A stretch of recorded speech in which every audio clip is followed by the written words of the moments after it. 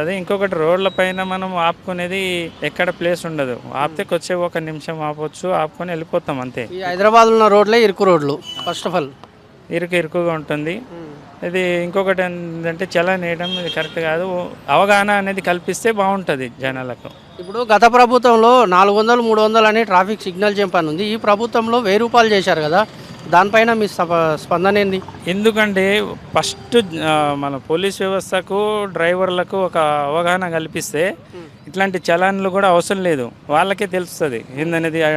Signal jumping కావచ్చు, wrong parking కావచ్చు, అట్లాంటిది కల్పించాలి, అవగాహన కల్పించాలి. కల్పించకుండా ఏం చేస్తున్నారంటే పోలీసు వాళ్ళు డైరెక్ట్ వచ్చి ఫోటో కొట్టేస్తున్నారు, పంపిస్తున్నారు, డైరెక్ట్ చలాన్ ఇస్తున్నారు రూ. 1000 అట్లా.